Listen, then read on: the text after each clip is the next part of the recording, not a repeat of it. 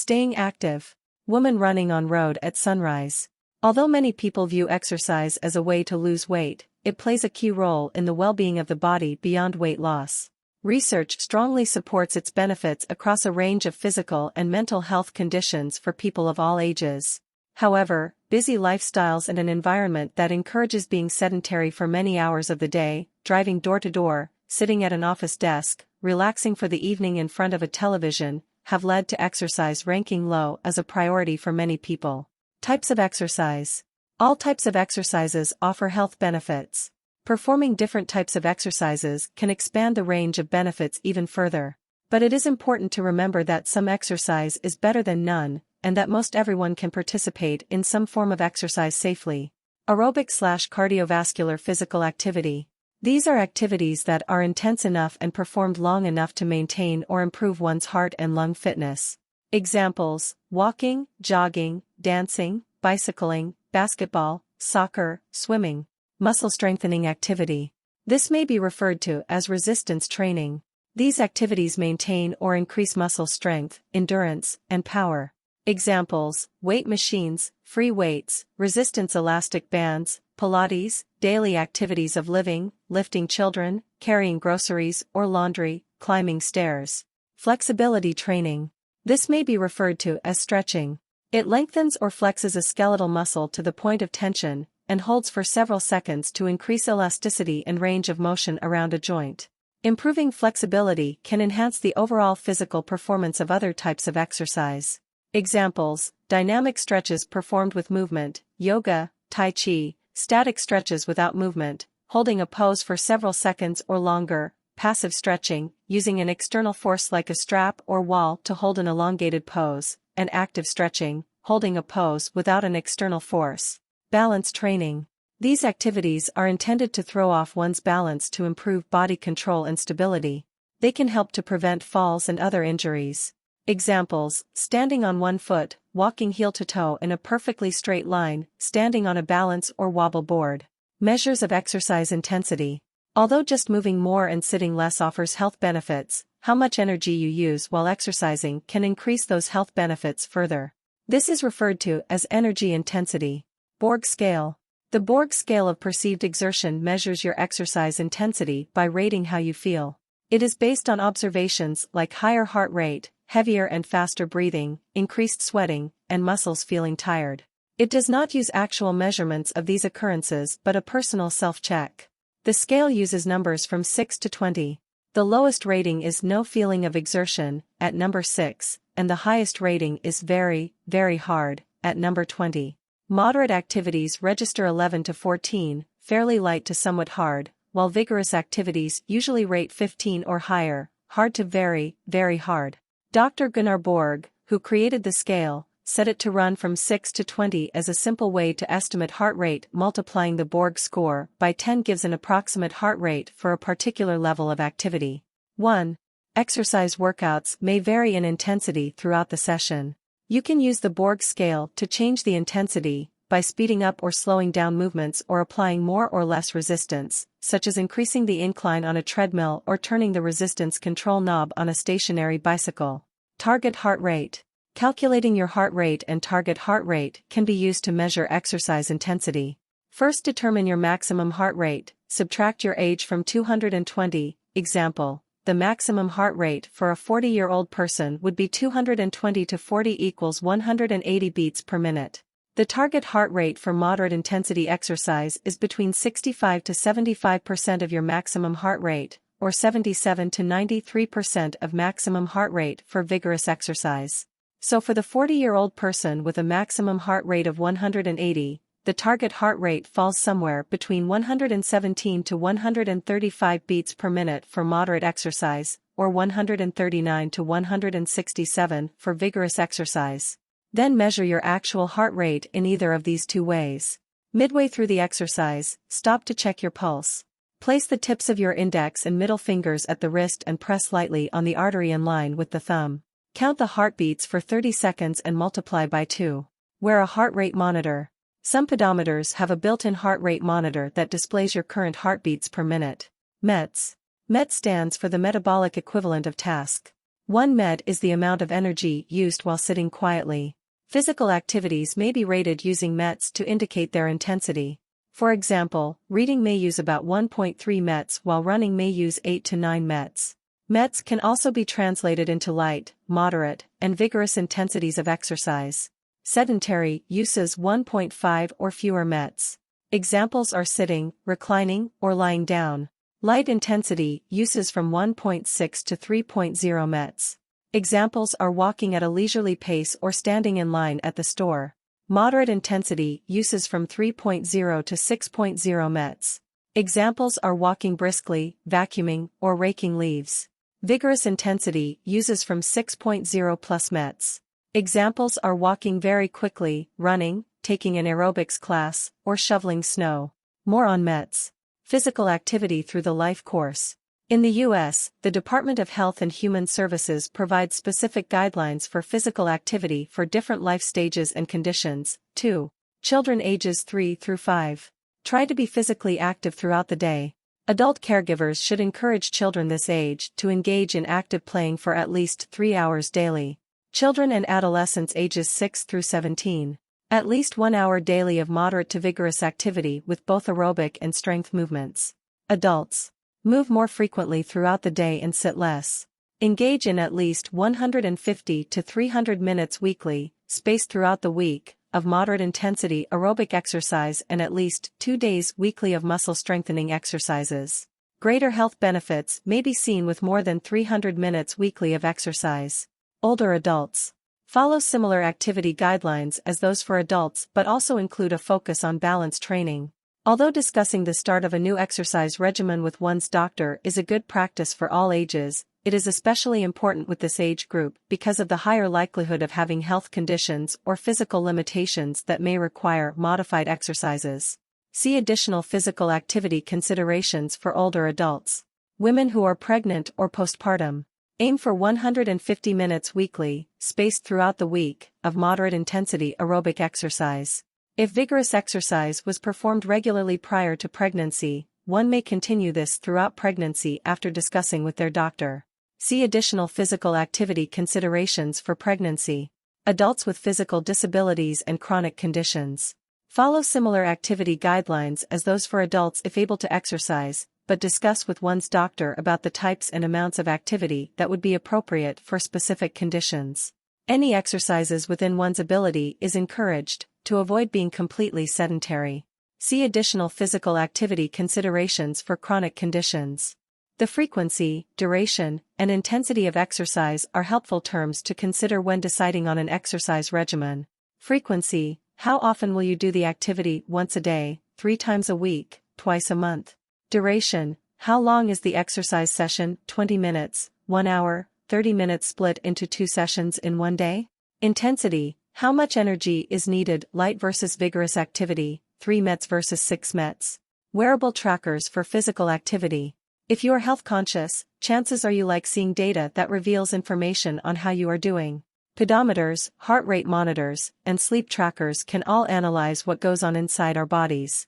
Most of these devices are combined with a smartphone or computer app that provide tracking tools to better manage personal health, and can be an effective source of motivational support. 3. The data may be shared with one's physician or other healthcare provider to monitor progress with physical activity goals. Trackers can motivate people to change behavior, whether this means getting up and moving more, going to bed earlier, or advancing an exercise routine to challenge the heart. 4. But how reliable are they? Generally, these trackers are pretty accurate when measuring steps taken. But other measures, such as how many calories are burned, can overestimate or underestimate the actual amount. Studies looking at the accuracy of devices in tracking calories used while exercising tend to be small in size. In one study, 14 participants wearing different popular brand devices walked and ran. The estimated calorie usage displayed on the devices was compared with measurements from indirect calorimetry, a reliably accurate technique to measure calorie output. The results were mixed. Some of the devices were accurate for calorie expenditure with running but not walking and vice versa. Some of the devices overestimated the amount of calories used during exercise. 5. Other studies found similar discrepancies. 6. Tracking devices can be useful for personal motivation and accountability, but the data should be interpreted with caution as there are variable readings among devices. The accuracy of the data may also vary within the same device when performing different intensities of exercise.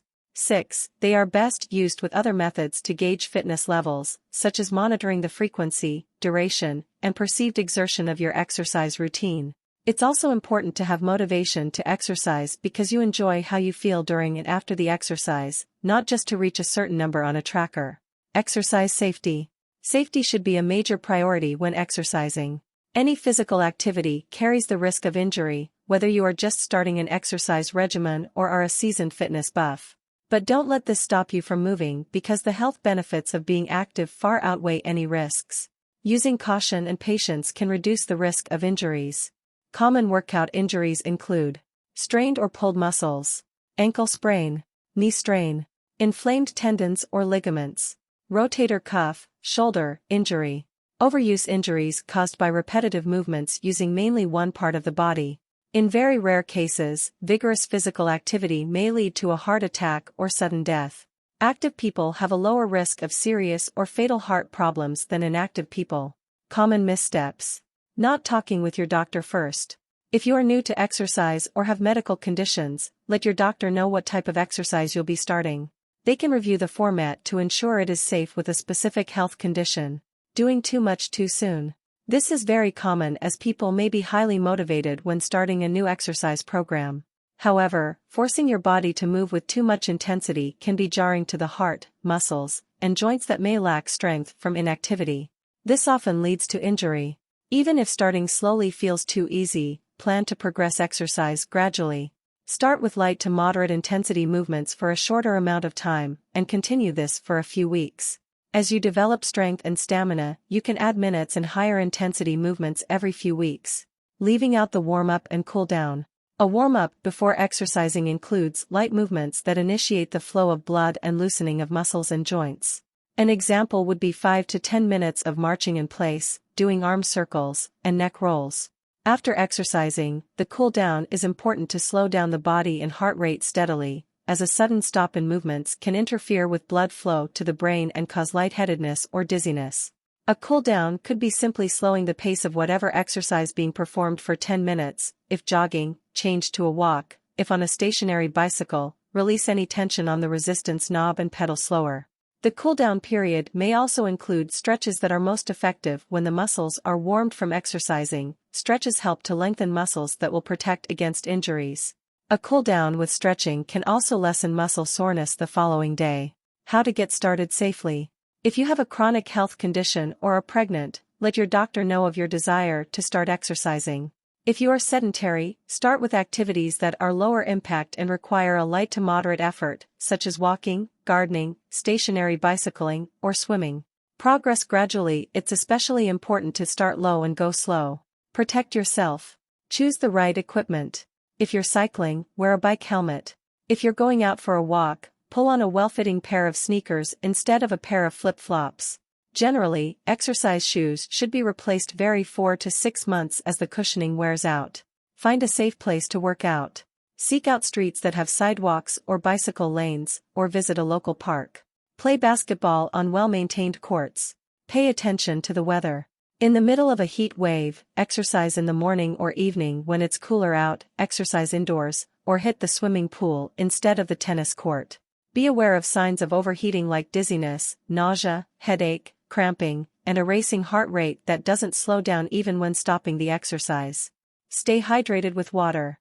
The amount will vary depending on the temperature. More is needed in very hot and humid conditions, and level of exercise. For moderate workouts of 1 hour or less, bring about 24 ounces of water to drink during and after exercising. Choose healthy fuel. A diet with adequate amounts of healthy protein and carbohydrates is sufficient to fuel the body for low to moderate amounts of physical activity, such as an hour of jogging or bicycling. Be wary of supplement claims. Fitness gurus and advertisements touting workout supplements as crucial for peak performance, fat loss, and explosive muscle growth might have you believing you can't effectively exercise without them. Although some supplements have been researched for use in regular high-intensity, strenuous physical activity, such as marathon training or powerlifting, it's important to note they are not regulated for safety. Be sure to consult with a doctor before incorporating them into your exercise routine and discuss if there are any potential contraindications if you have existing medical conditions.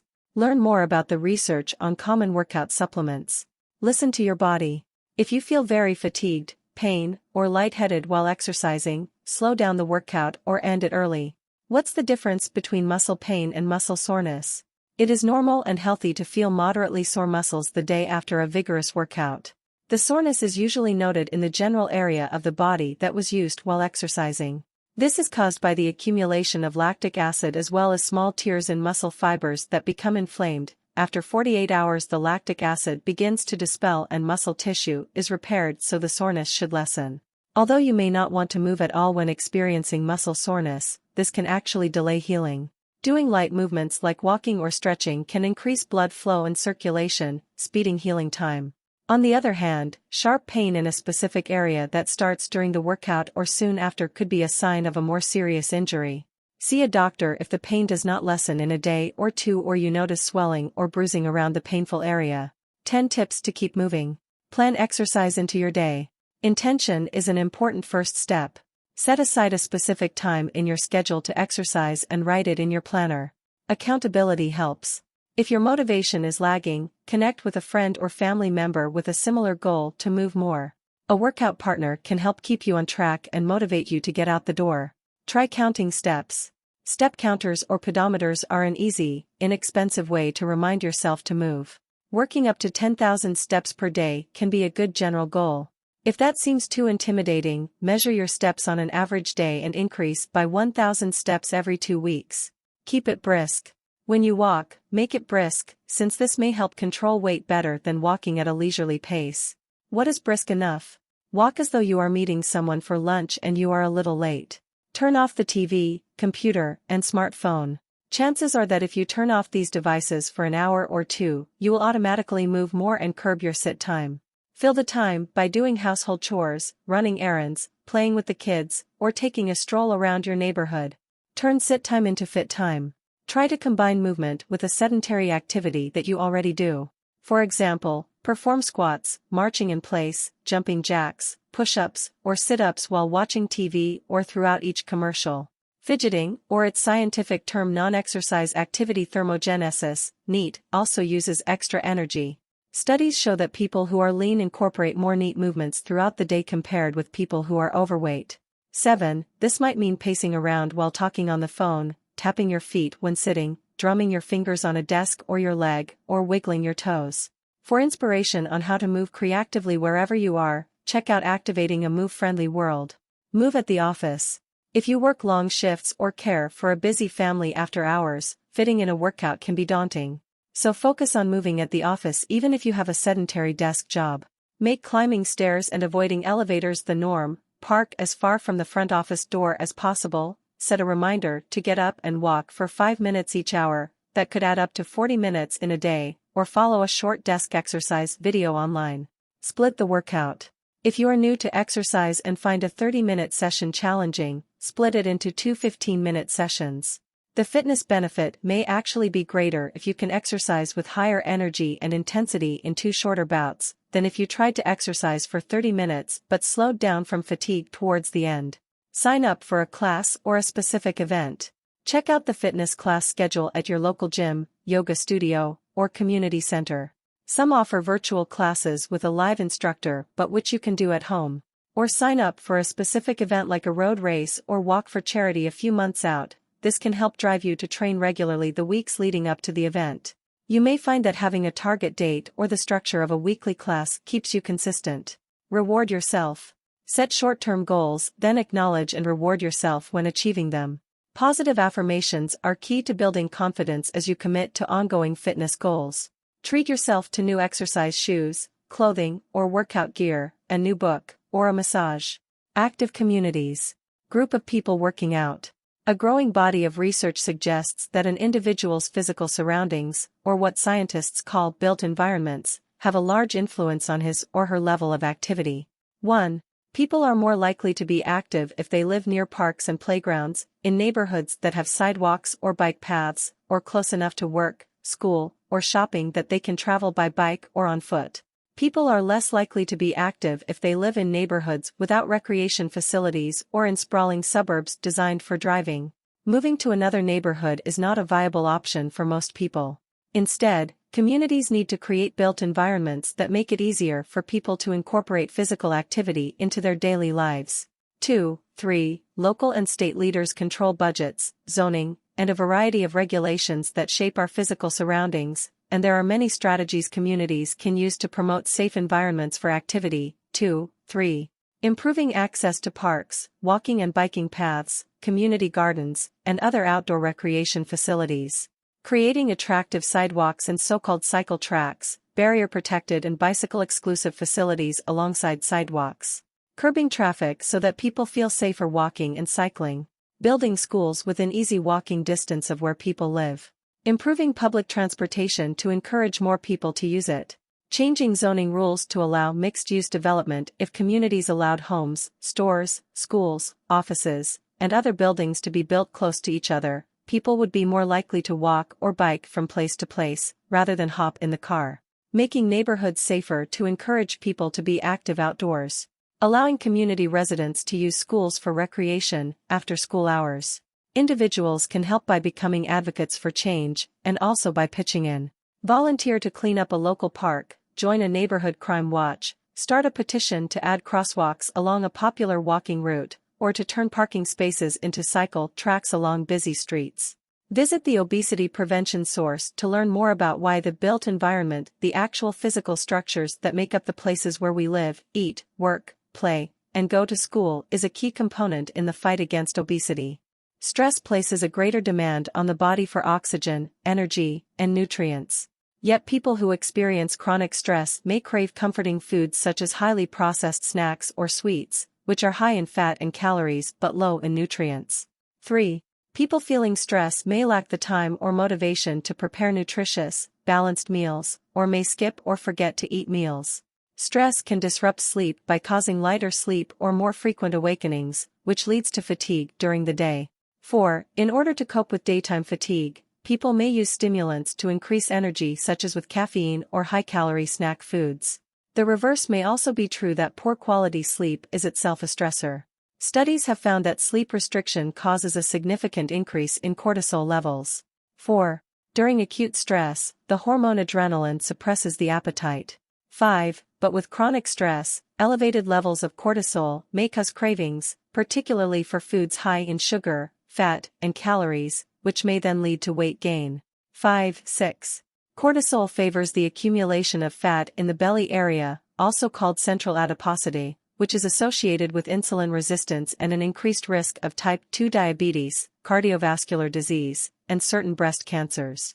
5. 7-9. It also lowers levels of the hormone leptin, that promotes satiety, while increasing the hormone ghrelin, that increases appetite. 3. Tips to help control stress. A fork in a dinner bowl of quinoa, salad, radishes, cucumbers. Healthy diet. A balanced diet can support a healthy immune system and the repair of damaged cells. It provides the extra energy needed to cope with stressful events. Early research suggests that certain foods like polyunsaturated fats including omega-3 fats and vegetables may help to regulate cortisol levels. 10. If you frequently rely on fast food because you are tired or too busy to prepare meals at home, consider meal planning, a practice that can help save time in the long run, ensure more balanced healthful meals, and prevent weight gain. Mindful eating. When we stress eat, we eat quickly without noticing what or how much we're eating, which can lead to weight gain. Mindful eating practices counteract stress by encouraging deep breaths, making thoughtful food choices, focusing attention on the meal, and chewing food slowly and thoroughly. This increases enjoyment of the meal and improves digestion. Mindful eating can also help us realize when we are eating not because of physiological hunger but because of psychological turbulence, which may lead us to eat more as a coping mechanism. Woman running on road at sunrise. Regular exercise. Physical activity will help to lower blood pressure and stress hormone levels. Aerobic exercise like walking and dancing increases breathing and heart rate so that more oxygen reaches cells throughout the body. This reduces tension in muscles, including the heart. Meditation or deep breathing techniques. Fast, shallow breathing and erratic thoughts occur in response to stress. Therefore, take slow deep breaths to reduce muscular tension, lower the heart rate, and calm the mind. Whenever you feel stressed, breathe slowly, focusing on each in and out breath. Through this simple act, your parasympathetic nervous system kicks in and can help you calm down. If you'd like some guidance, try this short mindful breathing exercise. Additionally, certain exercises like yoga and Tai Chi emphasize deep breathing and a focused mind. Research has also found that meditation training may lengthen or prevent the shortening of protein structures called telomeres. 11. Telomeres generally shrink in length with age, and in those experiencing chronic stress, this can lead to the death of cells and inflammation, which is associated with an increased risk of age-related dementia and cardiovascular disease. Meditation practice has been associated in some studies with greater telomere activity and length in response to a reduction in anxiety, chronic stress, and cortisol levels. Mental health counseling or other social support. Feeling alone can add to stress. It can help to talk through feelings and concerns with a trusted individual. Often, just realizing that you are not alone and that your feelings are not unusual can help lower stress. Practicing work-life balance. Use vacation and personal time, or just set aside an hour a day. A periodic escape from the pressures of work can do wonders to reduce stress, increase productivity, and decrease the risk of physical and mental illnesses that are associated with workplace burnout. A bunch of herbs in small dirt pots, including oregano, thyme, basil. Schedule fun activities or hobbies at least once a week. Gardening, reading, enjoying music, getting a massage, hiking in nature, and cooking a favorite recipe are examples of welcome stress relievers. Good sleep hygiene. Stress can cause a heightened sense of alertness, which delays the onset of sleep as well as cause interrupted sleep throughout the night. This can prevent one from entering the deeper sleep stages in which the body repairs and grows tissue and supports a healthy immune system. The REM, rapid eye movement, sleep stage in particular helps with mood regulation and memory. Aim for 7 to 9 hours of sleep a night by slowing down about 30 minutes before bedtime. Controlling stress through the other tips listed above can also improve sleep quality. Sleep. Man sleeping in a bed at night with an alarm clock in the foreground showing the time as 3 am. Sleep is as essential to our daily needs as food and water. Although we may feel that sleep simply rests our tired bodies, our brain remains active throughout the night. Sleep plays a critical role in brain as well as physical functioning. What happens when we sleep? Our internal body clock, called a circadian clock, tells us when we are ready to sleep. There are actually several circadian clocks in the body, found in the brain and other organs. They are triggered by cues such as daylight, we feel alert, and darkness, we feel drowsy. These clocks can also be triggered by artificial bright light or stimulants like caffeine and alcohol that cause us to feel awake even if it is nighttime. There are several phases of sleep our body experiences. They are classified as REM, rapid eye movement, and non-REM sleep. We cycle repeatedly through these phases about 4 to 6 times throughout the night, and it is not uncommon to wake up briefly between cycles. Non-REM sleep. Stage 1. You transition from being awake to a restful state. Stage 2. You are in a light sleep state. Your breathing, heart rate, and muscle movements slow down. Brain activity also slows, and your body temperature drops. Stage 3. You are in a deep sleep state. This stage often occurs early in the sleep cycle immediately following light sleep. Your heart rate and breathing are the slowest during this phase, and you are not easily awakened. Events of the day are processed and stored in your memory. A lack of deep sleep can leave one feeling tired in the morning even if achieving an adequate duration of sleep. REM sleep. During REM, your pupils twitch and move quickly from side to side underneath closed eyelids. Brain activity rises as you breathe faster and your heart rate increases. It is the phase of sleep when dreams are most common, and certain nerves signal your limbs to become temporarily paralyzed so you do not act out the dream. REM tends to occur later at night and into early morning. Memory is processed and stored during REM sleep. Hormones that regulate sleep cycles. There are various neurotransmitters and hormones released by the brain that send signals to promote sleep or wakefulness. 1. Many of these chemicals are stimulated by light or darkness. GABA is a neurotransmitter that decreases nerve cell activity, playing a major role in allowing the body to sleep. Adenosine is another neurotransmitter that gradually accumulates in the brain during the day, and at high concentrations makes us sleepy at night. Caffeine in coffee and other beverages can keep us awake as it blocks brain receptors for adenosine. Melatonin is a hormone released by the brain when it is dark. It travels to cells to tell the body to sleep. Sunlight or exposure to light inhibits the production of melatonin and increases the release of cortisol, which awakens us. If we are exposed to too much artificial light, such as the blue light emitted from smartphones or televisions, late at night, less melatonin may be released, making it harder to fall asleep.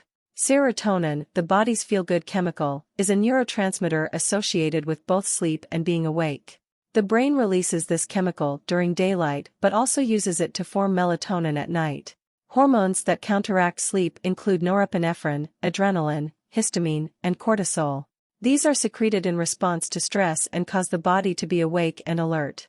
If one experiences prolonged or chronic stress, the body releases adrenocorticotropic hormone, ACTH, which in turn releases cortisol. Levels of ACTH tend to be higher in people who have insomnia. Immediate effects of sleep deprivation. About 1/3 of American adults do not get enough sleep each night, according to the Centers for Disease Control and Prevention. 2-3. Short sleep duration in adults is defined as less than 7 hours of sleep in 24 hours.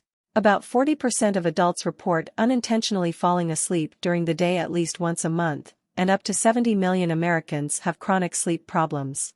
Because of the public health burden of poor sleep health, achieving sufficient sleep in children and adults was included as a goal in the Healthy People 2020 goals. 4. Sleep helps to process your thoughts from the day as well as store memories, so a lack of good quality sleep can lead to difficulty focusing and thinking clearly. You may feel tired, irritable, or anxious during the day. Performance at work or school may suffer. Your reaction time may be slowed, increasing the risk of driving accidents. In children, insufficient sleep can lead to attention and behavior problems or hyperactivity.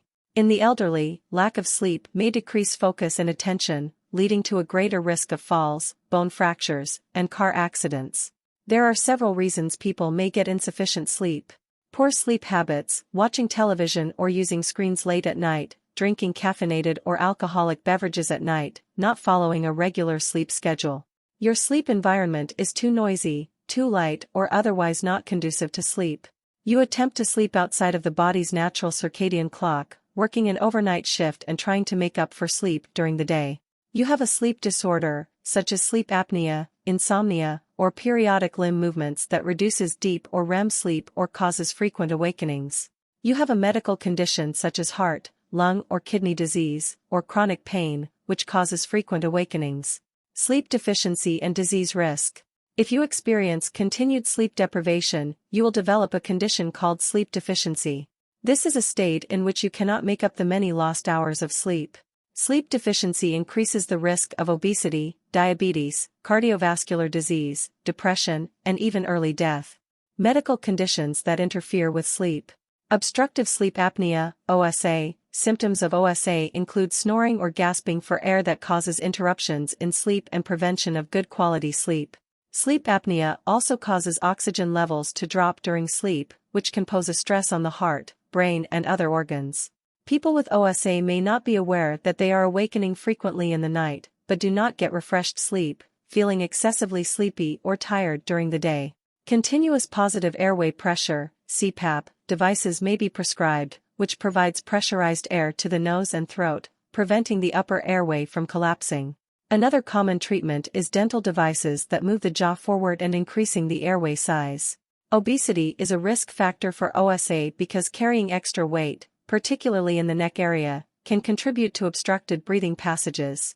About 70% of adults with OSA have obesity, and a significant improvement in OSA is seen with weight reduction. 7. OSA is a risk factor for insulin resistance, hypertension, type 2 diabetes, cardiovascular disease, and early mortality. 7. Restless leg syndrome. This condition is associated with discomfort in the legs accompanied by an urge to move, which disrupts sleep. It is believed that abnormal levels of the neurotransmitter dopamine may be responsible, so medications are given to correct this. In some cases, low levels of iron can result in this disorder. Insomnia. This condition is defined as the inability to sleep or stay asleep. An individual may have a hard time falling asleep, or may sleep but then awaken in the early morning and be unable to return to sleep.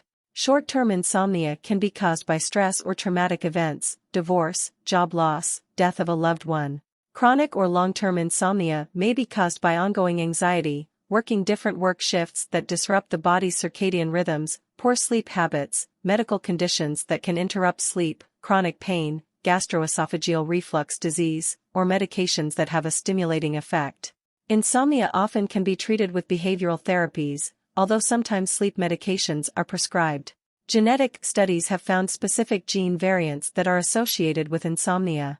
26. The same genes for insomnia were also associated with higher levels of body fat, depression, and heart disease.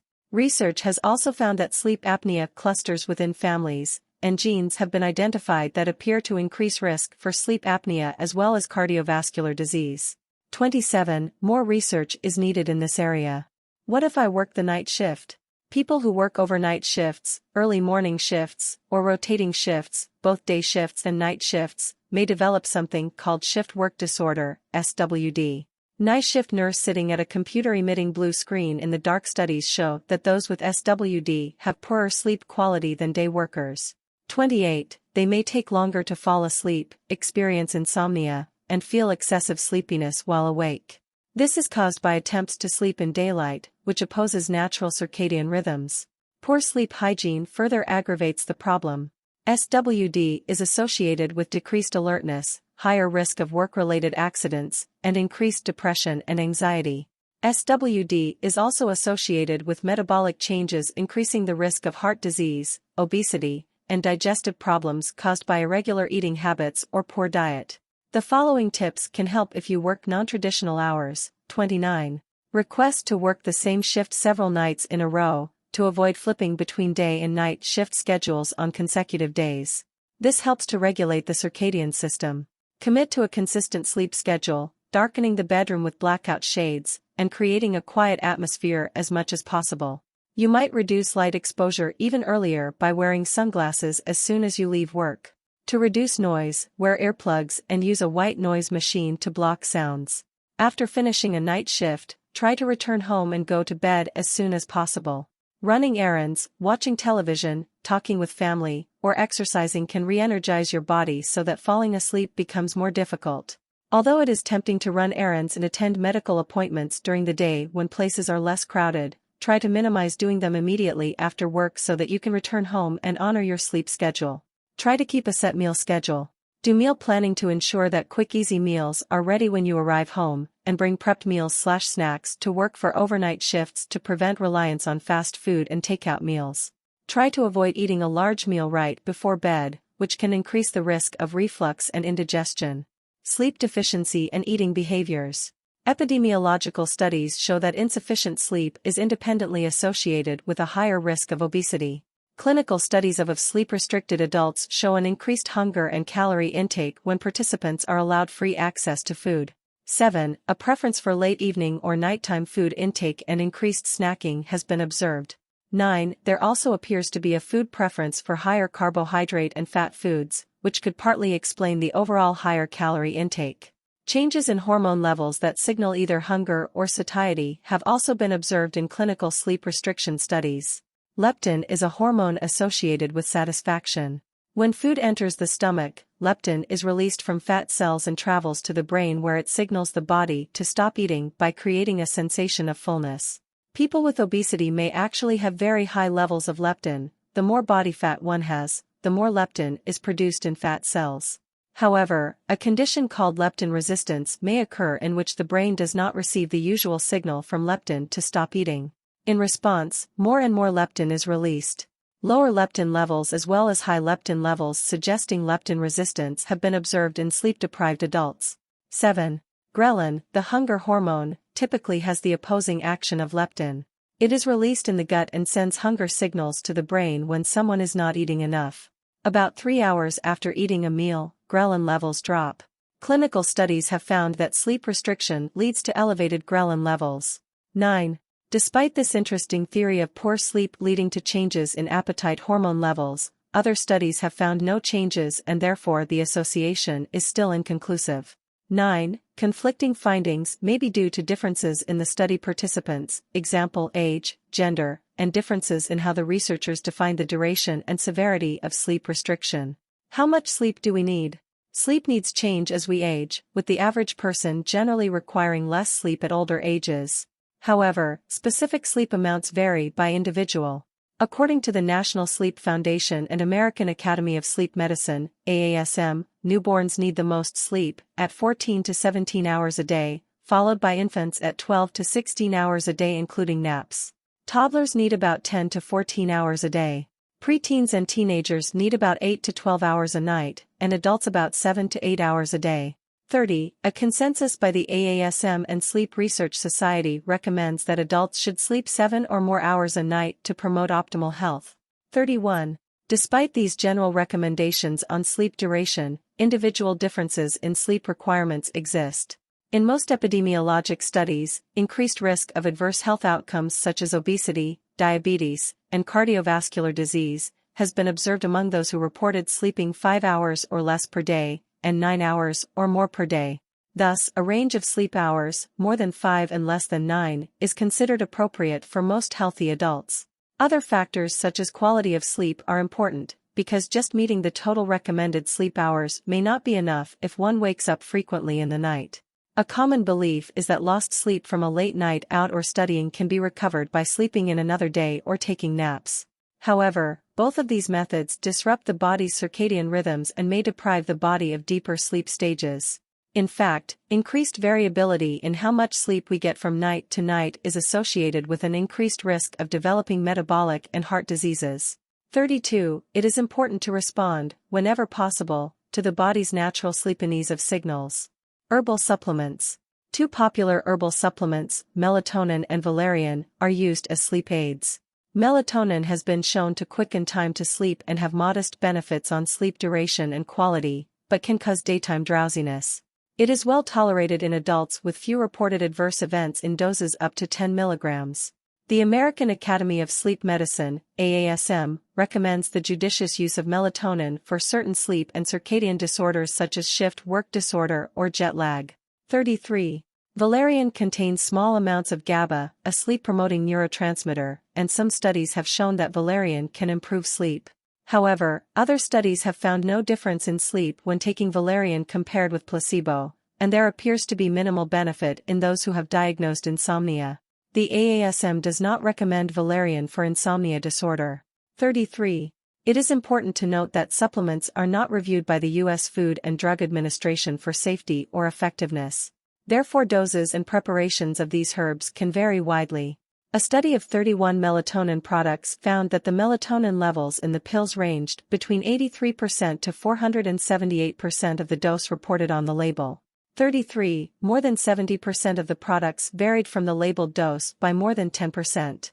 If supplements are used, look for a label verifying its quality from a third party, such as from the U.S. Pharmacopeia. Sleep medicines. Common medicines prescribed for sleep include sedatives such as benzodiazepines, example, Valium, Xanax, Klonopin, Ativan *. They help with falling asleep initially, but tend to reduce the amount of deeper sleep. They are not recommended for long-term use because they can worsen insomnia, increase depression, and impair memory, and are associated with increased risk of falls, cancer, and early death.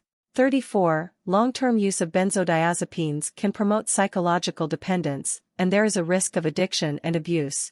35. Tolerance can also develop over time, requiring larger doses to maintain their effectiveness. Because of these side effects, benzodiazepines are not recommended to treat insomnia in older adults. 35. There are other classes of sleep medications including non-benzodiazepines, example Lunesta, Ambien, and antidepressants, example, Zoloft, that also quicken the time to fall asleep but may interfere with deeper sleep stages. Anticholinergic medications, example, Benadryl, can increase the risk for cognitive impairment and decline. Generally, sleep medicines are most effective when used occasionally or for a short time of less than 1 month. The American Academy of Sleep Medicine, AASM, recommends that cognitive behavioral therapy be used as the initial treatment for insomnia. The inclusion of brand names is included for reference and does not constitute an endorsement. The nutrition source does not endorse any specific brands. Other therapies. Randomized clinical trials have shown that cognitive behavioral therapies, CBT, for sleep such as minimizing napping during the day, relaxation training, breathing exercises, and sleep hygiene are highly effective and recommended as first-line treatments for insomnia. 33. They have been found more effective than medications for the long-term management of insomnia. People may be asked to keep a sleep journal to record sleep habits and activities performed around bedtime, which can help determine the most appropriate CBT. Sleep hygiene tips. Set a sleep schedule and stick to it. Try to go to bed at night and awaken in the morning around the same times, even on weekends. This helps to regulate the body's sleep cycles and circadian rhythms. Try to exercise at some point in the day but avoid vigorous activity, running, fast dancing, high-intensity interval training or HIIT, 1 hour before bedtime. Regular exercise of adequate intensity can promote muscle relaxation and deeper sleep later on. Try to avoid large meals, heavy snacking, or alcohol 2 to 3 hours before bed. If you are sensitive to caffeine, try to avoid drinking caffeinated beverages 4 to 6 hours before bedtime. Stop using electronic devices an hour before bed, especially those emitting blue light such as smartphones, tablets, and televisions. Schedule before-bed activities to signal that you are winding down, such as changing into pajamas and brushing teeth. Create a quiet, dark, relaxing environment in your bedroom.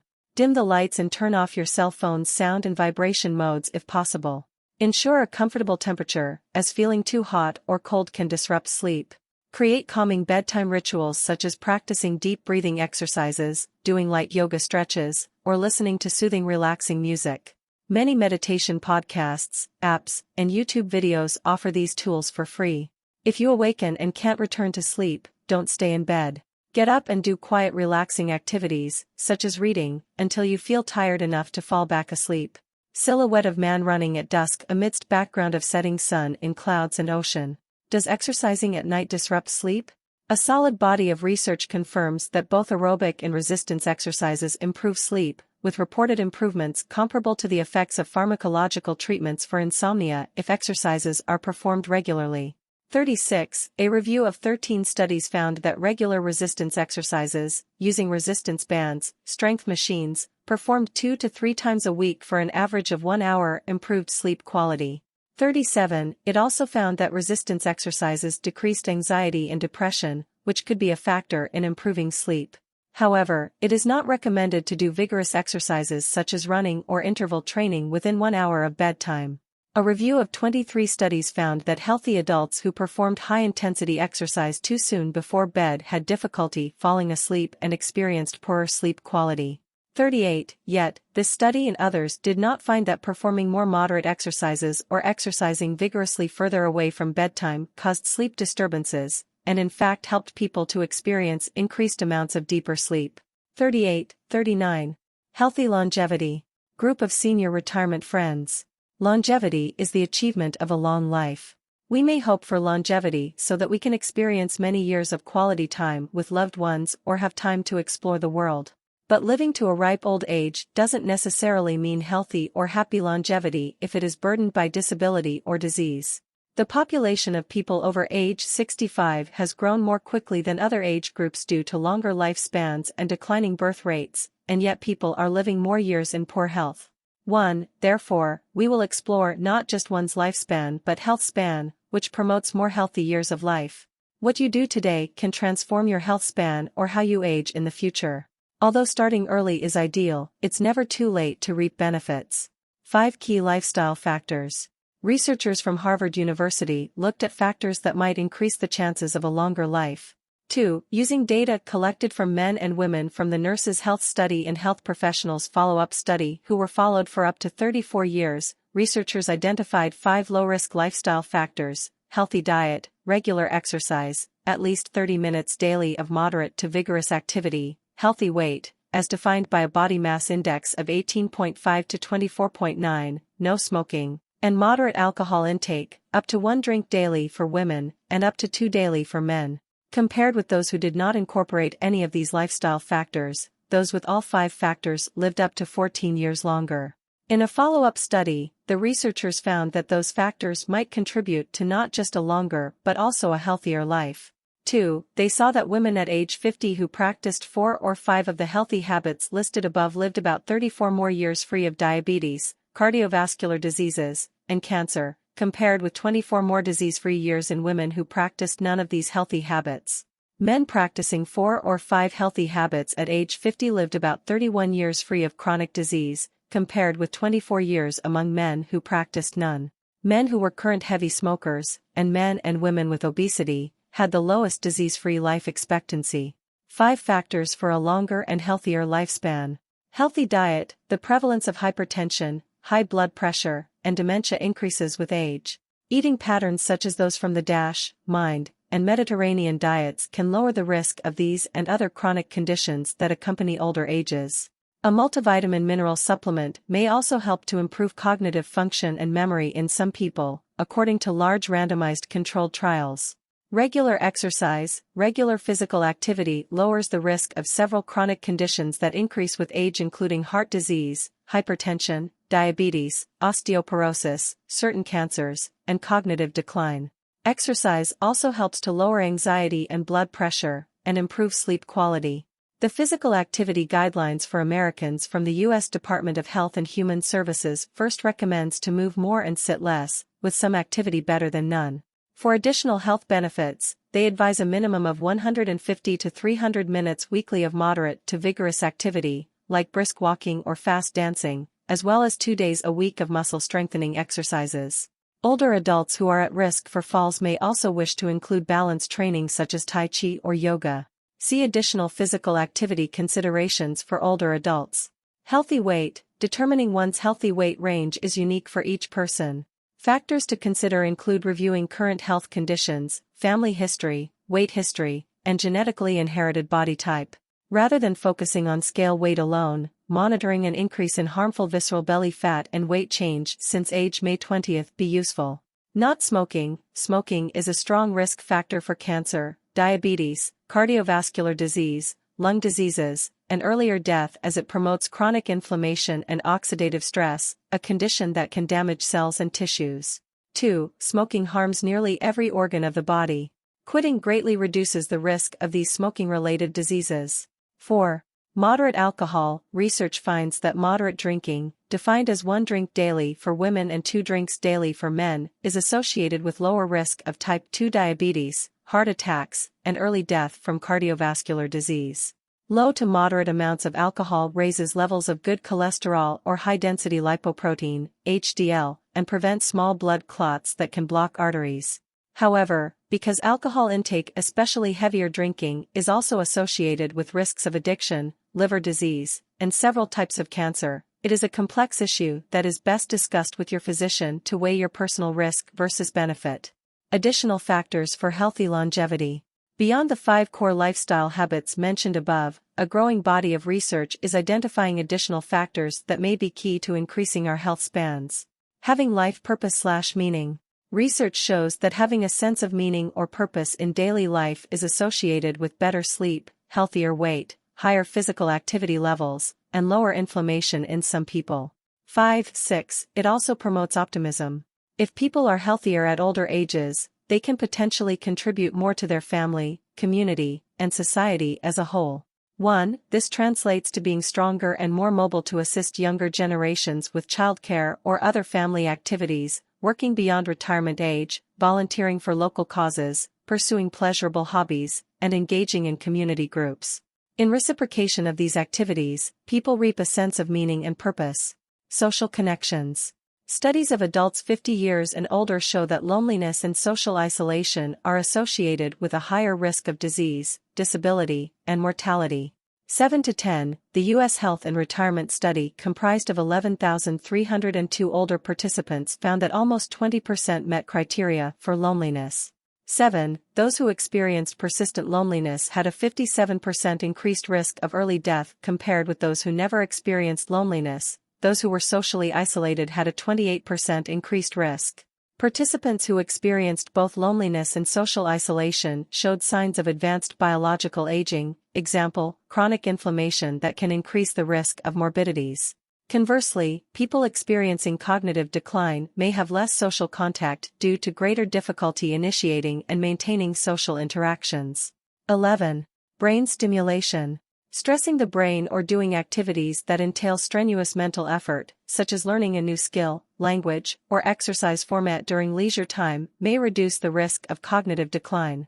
Research has shown a strong association of attaining higher education and engaging in work that is intellectually demanding with a lower risk of dementia, Alzheimer's disease, and cognitive impairment. 10.12. Improving sleep quality. Research is still inconclusive, but some reports suggest that insomnia is associated with higher rates of Alzheimer's disease, AD, and other forms of cognitive decline. Chronic disrupted sleep may lead to systemic, throughout the body, inflammation, which is a precursor to the development of beta-amyloid plaques in the brain as found with AD. 13. The reverse can also occur with advanced stages of AD causing disturbed circadian rhythms that regulate sleep. However, a cohort study of 1,629 adults aged 48 to 91 years from the Alzheimer's Disease Neuroimaging Initiative did not find that sleep disturbance affected cognitive decline in later years. 14. Intermittent fasting. Animal research shows that caloric restriction over a lifetime, such as with intermittent fasting, increases lifespan. 15. The body responds to fasting with improved regulation of blood glucose, greater stress resistance, and decreased inflammation and production of damaging free radicals. During fasting, cells remove or repair damaged molecules. 15. These effects may prevent the development of chronic disorders including obesity, diabetes, cardiovascular disease, cancer, and neurological decline including Alzheimer's disease. 16. Other effects of intermittent fasting in animals include better balance and coordination, and improved cognition, specifically with memory. Human studies have found improved insulin sensitivity, lower blood pressure, decreased LDL cholesterol, and weight loss. 17. However, human studies and randomized controlled trials on the effects of fasting on aging and longevity are still needed. How sensory changes with aging affect how we eat. We know that taste is key when enjoying a meal, but what about the smell, texture, appearance, colorfulness, mouthfeel, and even the sound of food, how it crunches in the mouth or sizzles when cooking? These are the human senses that contribute to the eating experience and influence our food choices. 18. These senses can decline over time for various reasons: normal aging, which causes a gradual decrease in taste and smell, prescription drugs that reduce taste sensitivity and promote dry mouth or lack of saliva, deficiencies in micronutrients such as zinc that reduce taste, and poor dentition with tooth loss or dentures leading to chewing problems. 19. Up to 60% of adults 70 years and older may lose their sense of taste. 20. With this loss may come heavier seasoning of food with sugar and salt. 21. They may prefer softer lower fiber foods that don't require much chewing. Poor taste and smell in the elderly is associated with lower dietary quality and poorer appetite. 22. Food aromas are important as they trigger the release of saliva, stomach acid, and enzymes in preparation for digestion. 23. The scent of food can trigger the release of dopamine and serotonin, causing a feeling of well-being to encourage eating. An impaired sense of smell in older adults is also associated with less variety in food choices and poorer nutrition, but can also lead to increased food intake and weight gain in some individuals. 23. Sautéing tomatoes in a pot next to simmering broth. Seasoning food more liberally with sodium-free herbs, spices, and vinegars may help to compensate for sensory deficiencies. Using foods with a savory umami quality like mushrooms, tomatoes, some cheeses, and yeast can boost richness and flavor. Another sensory aspect of food called kokumi describes a full and rich mouthfeel such as that experienced from a minestrone soup, an aged cheese, or a seafood stew simmering for many hours.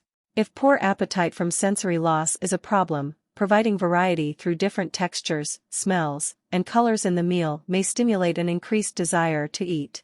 21. Eating and food preparation are also important activities offering socialization and mental stimulation such as when learning new cooking skills. Preparing meals helps to reduce sedentariness as there are several action steps involved: selecting and purchasing, washing and chopping, and cooking the ingredients. Spotlight on longevity in Japan. Japanese women and men currently live 5 to 6 years longer than Americans, so their practices are of great interest. In Japanese families, elders are highly revered and households are intergenerational. Japanese elders are generally healthier than Western elders, but is this the chicken or the egg? Does better health from good lifestyle habits allow them to stay physically active and involved in society so they remain a valuable asset and reap psychosocial benefits, or is it the culture that reveres elders so they have better mental health, less loneliness, and better healthcare so that they stay healthier longer? Japan has also largely avoided the epidemic of obesity that the US is experiencing. For example, the prevalence of obesity among US women is about 37%, but among Japanese women is less than 5%. 24. This difference is certainly an important contributor to differences in life expectancy, but raises questions about how the Japanese have been able to control their weight. In recent years, diets in Japan have become more similar to those in the US, but they still eat smaller portions, more fermented foods, less sweets, and less red meat. Looking ahead, identifying additional factors that improve and extend our health spans is an active area of scientific inquiry. In the meantime, current research findings are encouraging and underscore the importance of following healthy lifestyle habits throughout one's life course. That said, sticking to these behaviors is easier said than done, and public policies must support and promote these habits by improving the food and physical environments that surround us. Disease prevention. Female doctor checking blood pressure with stethoscope and sphygmomanometer. Chronic diseases including heart disease, stroke, diabetes, and cancer account for some of the most common health problems in the United States, according to statistics from the Centers for Disease Control and Prevention, CDC. Yet many of these chronic diseases are preventable, as they're linked to poor diet and lifestyle choices including tobacco use, excessive alcohol consumption, and inadequate physical activity. The CDC reports some sobering statistics about Americans. Chronic diseases are the leading causes of death and disability. 70% of annual deaths are due to chronic diseases. These preventable conditions not only compromise quality of life, they add to rising healthcare costs. 75% of our healthcare dollars are devoted to treat these diseases. Among adults ages 20 to 74, diabetes remains the leading cause of kidney failure, blindness, and non-traumatic lower extremity amputations. The good news is that you have the power to help prevent chronic disease, as making positive diet and lifestyle changes can help reduce risk. Eating healthy foods, getting enough exercise, and refraining from tobacco and excessive alcohol use confer numerous health benefits, including possibly preventing the onset of chronic diseases. Jump to: what is heart disease? Types. Risk factors. Calculating risk. Prevention is possible. Definition and overview. Heart disease, often used interchangeably with the term cardiovascular disease, CVD, describes several conditions affecting the heart, the blood vessels that nourish the heart, the coronary arteries, and the arteries that distribute blood to the brain, legs, and everywhere in between. Heart disease afflicts or kills as many as 1 in 2 adults in the United States and other developed countries. 1. Types. 2 harmful internal processes underlie most forms of heart disease. Atherosclerosis. Atherosclerosis is the accumulation of cholesterol-filled plaque in the inner walls of an artery. It is usually accompanied by low-grade inflammation. Atherosclerosis is a slow-growing, generally silent condition that plays a key role in many types of heart disease. It can begin during teenage years, or even earlier. Atherosclerosis first appears as whitish streaks on the inner lining of artery walls. As more and more cholesterol enters the artery wall, these fatty streaks turn into plaques, pockets of cholesterol, white blood cells, and more. Plaque can bulge outward into the bloodstream or inward away from the bloodstream. Large plaques can narrow the opening available for blood flow, causing chest pain or angina during physical exertion or stress. Large and small plaques can rupture, creating a blood clot that, if too large, can completely block blood flow in the vessels, causing a heart attack or stroke. Endothelial dysfunction. The endothelium is the layer of tissue that lines the inside of arteries. A healthy endothelium works to keep an artery free from plaque or blood clots. It also allows the artery to easily widen and narrow to regulate blood flow. Smoking, high blood pressure, and other insults can cause the endothelium to malfunction. Endothelial dysfunction harms health directly and also contributes to atherosclerosis. Atherosclerosis and endothelial dysfunction can be prevented. Halting them once they've started, or reversing them, is possible too, but is much harder to achieve. Atherosclerosis and endothelial dysfunction can lead to a variety of conditions. Coronary artery disease, atherosclerosis in one or more arteries that nourish the heart muscle. Coronary artery disease underlies Angina, chest pain or discomfort with exertion or stress. Angina occurs when the heart's demand for oxygen, because it is working harder, outstrips the coronary artery's abilities to supply part of the heart with enough oxygenated blood. Heart attack, the complete blockage of blood flow through an artery, which prevents part of the heart muscle from receiving any oxygenated blood. Such blockages occur when a plaque ruptures and a clot forms to seal the break. If the clot is large enough, it can completely block the blood vessel. A clot can also break away and lodge in a smaller artery. Stroke, essentially a brain attack. Most strokes occur when a clot blocks an artery feeding part of the brain. These are called ischemic strokes. Without a constant supply of oxygen, brain cells rapidly die. About 20% of strokes occur when a blood vessel bursts and bleeds into the brain. These are called hemorrhagic strokes. Heart failure, the inability of the heart to pump blood through the body as efficiently as it should. This prevents other organs from getting as much oxygenated blood as they need to carry out their functions. Heart arrhythmias, potentially harmful changes in the rhythm of the heartbeat. They include ventricular fibrillation, which nearly always causes death, and atrial fibrillation, which causes fatigue and increases the risk of stroke. Valve disorders, 4 valves inside the heart ensure a one-way flow of blood through the heart and around the body. Corrosion of a valve can cause it to leak, which makes the heart work harder. This can cause symptoms such as shortness of breath or lead to heart failure. Peripheral artery disease, atherosclerosis-induced reductions in circulation to the arms, legs, kidneys, digestive system, and other parts of the body. Cognitive decline, age-related memory loss and decline in thinking abilities. Although it is usually blamed on Alzheimer's disease, a common cause is poor blood flow to the brain through atherosclerosis-narrowed arteries. The American Heart Association estimates that around 92.1 million American adults are living with some form of heart disease or the after effects of stroke. 2. It's also the #1 cause of death globally. More people die annually from cardiovascular diseases than from any other cause. 3. Risk factors. Several factors influence your risk of having a heart attack or stroke, or developing another form of heart disease. Some of these you can't change, some you can. Non-modifiable risk factors you can't change, include age, gender, genes, and ethnic origin. There's also strong evidence that your early development in the womb and during childhood helps set the stage for heart health or heart disease. Risk factors that can be modified include habits and choices such as tobacco use, physical activity, and what you eat and drink. Other potentially modifiable risk factors include air pollution, noise, stress, and infection, though these are not as easy for an individual to control directly. And all of the above affect physiologic factors like blood pressure, cholesterol level, and blood sugar. Having a risk factor doesn't automatically mean you will develop heart disease. But the more of them you have, the higher your odds unless you take action. Calculating risk. Several models have been developed to help individuals predict their risk of having a heart attack or developing heart disease. The American Heart Association has endorsed the use of these models in the primary prevention setting. 4. My Life Check is an online health assessment tool created by the American Heart Association that encourages forming habits that will promote heart health. Based on answers to the questionnaire, one will receive recommendations, ability to log goals, and track one's progress. It requires you to create a username and password, but is a free service.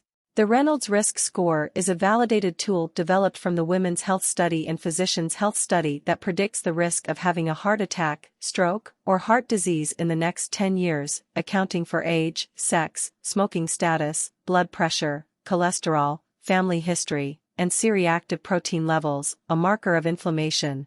The ASCVD Risk Estimator Plus is a calculator developed by the American College of Cardiology for healthcare providers to estimate the 10-year risk of an initial heart attack or stroke in patients who are 40 to 79 years of age, accounting for age, sex, race, cholesterol, blood pressure, and disease history.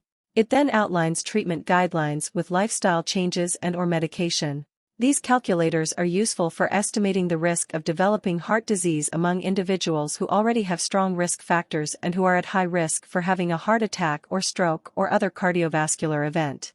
However, these calculators may underestimate the true lifetime burden of heart disease, especially in middle-aged adults, as more than half of all such cardiovascular events occur in individuals who aren't classified as high risk. 5. In addition, while most American adults have low short-term risk of heart disease, 2/3 of them have a high lifetime risk. 6. Preventing heart disease. Stethoscope with medical papers. When heart experts talk about prevention, they usually refer to one of three types: secondary, primary and primordial prevention. 1. All three have similar elements, but different starting times and different effects. Secondary prevention. These efforts are started after someone has a heart attack or stroke, undergoes angioplasty or bypass surgery, or develops some other form of heart disease. It involves taking medications like aspirin and/or a cholesterol-lowering statin, quitting smoking and losing weight if needed, exercising more, and following a healthy diet. Although secondary prevention may sound like closing the barn door after the horse has gone, it isn't. These steps can prevent a second heart attack or stroke, halt the progression of heart disease, and prevent early death. It may be obvious, but the number one killer of individuals who survive a first heart attack is a second heart attack. Primary prevention. Primary prevention aims to keep an individual at risk of heart disease from having a first heart attack or stroke, needing angioplasty or surgery, or developing some other form of heart disease. Primary prevention is usually aimed at people who already have developed cardiovascular risk factors, such as high blood pressure or high cholesterol. As with secondary prevention, primary prevention focuses on controlling these risk factors by making healthy lifestyle changes and, if needed, taking medications. That said, the appearance of worrisome cardiovascular risk factors means that inflammation, atherosclerosis, and/or endothelial dysfunction are already at work and, in most cases, aren't reversible. Primordial prevention. The word primordial means existing from the beginning. Primordial prevention involves working to prevent inflammation, atherosclerosis, and endothelial dysfunction from taking hold, and thus prevent risk factors such as high blood pressure, high cholesterol, excess weight, and ultimately cardiovascular events. Once rarely discussed, primordial prevention is now the cornerstone of the American Heart Association's definition of ideal heart health and efforts to help people achieve it. 1. As its name implies, the sooner you can start practicing primordial prevention, ideally from childhood on, the more likely you are to achieve it and protect yourself from heart disease. Steps for the primordial prevention of heart disease. 5 key lifestyle steps can dramatically reduce your chances of developing cardiovascular risk factors and ultimately heart disease. 1. Not smoking. Breaking the cigarette to represent quitting smoking. One of the best things you can do for your health is to not use tobacco in any form. Tobacco use is a hard-to-break habit that can slow you down, make you sick, and shorten your life. One way it does this is by contributing to heart disease. In fact, researchers examining the relationship between cigarette smoking and smoking cessation on mortality during a decades-long prospective study of over 100,000 women found that approximately 64% of deaths among current smokers and 28% of deaths among former smokers were attributable to cigarette smoking. 2. This study also reported that much of the excess risk due to smoking may be drastically lowered after quitting. Additionally, the excess risk for all-cause mortality, that is, death from any cause, decreases to the level of a never-smoker 20 years after quitting. The nicotine that tobacco products deliver is one of the most addictive substances around. That makes tobacco use one of the toughest unhealthy habits to break. But don't get discouraged, many smokers do quit. In fact, in the United States today there are more ex-smokers than smokers. 3. Learn more about the hazards of smoking, the benefits of quitting, and tips for quitting from the Centers for Disease Control and Prevention. 2. Maintaining a healthy weight. Body weight scale. Excess weight and an extra-large waist size both contribute to heart disease, as well as a host of other health problems. 4 to 6. In a study of over 1 million women, body mass index, BMI, was a strong risk factor for coronary heart disease. The incidence of coronary heart disease increases progressively with BMI. 7. In the Nurses' Health Study and the Health Professionals Follow-Up Study, middle-aged women and men who gained 11 to 22 pounds after age 20 were up to 3 times more likely to develop heart disease, high blood pressure, type 2 diabetes, and gallstones than those who gained 5 pounds or fewer. Those who gained more than 22 pounds had an even greater risk of developing these diseases. 4. 8-11. Weight and height go hand in hand. The taller you are, the more you weigh. That's why researchers have devised several measures that account for both weight and height. The one most commonly used is BMI. You can calculate your BMI by dividing your weight in kilograms by your height in meters squared, kg/m2. You can also use an online BMI calculator or BMI table. A healthy BMI is under 25 kilograms per square meter. Overweight is defined as a BMI of 25 to 29.9 kilograms per square meter, and obesity is defined as a BMI of 30 kilograms per square meter. Waist size matters, too. In people who are not overweight, waist size may be an even more telling warning sign of increased health risks than BMI. 12. An expert panel convened by the National Institutes of Health identified these useful benchmarks. Men should aim for a waist size below 40 inches, 102 centimeters, and women should aim for a waist size below 35 inches, 88 centimeters.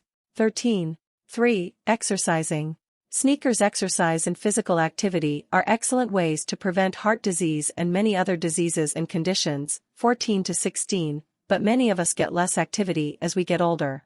Getting regular physical activity is one of the best things you can do for your health.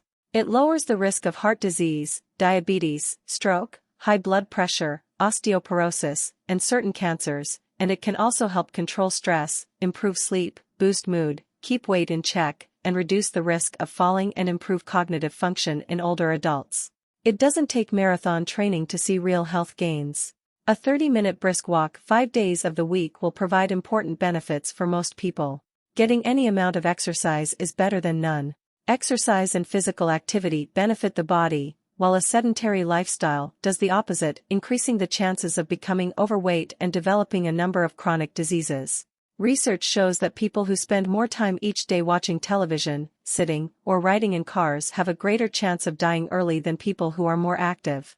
17 to 19, a 2013 study showed that, among women ages 50 to 79 with no cardiovascular disease at the start of study, prolonged sitting time was associated with increased heart disease risk regardless of the amount of time spent in leisure time physical activity. 16. 4. Following a healthy diet. Harvard Healthy Eating Plate. For years, research into connections between diet and heart disease focused on individual nutrients like cholesterol, and foods high in dietary cholesterol, like eggs, types of fats, and specific vitamins and minerals. This work has been revealing, but it has also generated some dead ends, along with myths and confusion about what constitutes a heart-healthy diet. That's because people eat food, not nutrients. The best diet for preventing heart disease is one that is full of fruits and vegetables, whole grains, nuts, fish, poultry, and vegetable oils, includes alcohol in moderation, if at all, and goes easy on red and processed meats, refined carbohydrates, foods and beverages with added sugar, sodium, and foods with trans fat. People with diets consistent with this dietary pattern had a 31% lower risk of heart disease, a 33% lower risk of diabetes, and a 20% lower risk of stroke. 20. A randomized controlled trial found that a Mediterranean diet supplemented with extra virgin olive oil or nuts, both rich sources of unsaturated fat, reduced the incidence of major cardiovascular events amongst patients with cardiovascular disease over a 4.8-year follow-up period. This study highlighted that low-fat diets are not beneficial to heart health, and that incorporating healthy fats, such as those included in the Mediterranean diet, can improve heart health and weight loss. There isn't one exact Mediterranean diet, as this eating style takes into account the different foods, eating patterns, and lifestyles in multiple countries that border the Mediterranean Sea. However, there are similarities that define a Mediterranean eating pattern, including high intake of olive oil, nuts, vegetables, fruits, and cereals, moderate intake of fish and poultry, low intake of dairy products, red meat, processed meats, and sweets, and wine in moderation, consumed with meals. 21. A 2020 study focused on dietary scores for 4 healthy eating patterns: Healthy Eating Index 2015, Alternate Mediterranean Diet Score, Healthful Plant-Based Diet Index, and Alternate Healthy Eating Index. Despite different scoring methods, each of these patterns emphasizes higher intake of whole grains, vegetables, fruits, legumes, and nuts, and lower intakes of red and processed meats and sugar-sweetened beverages.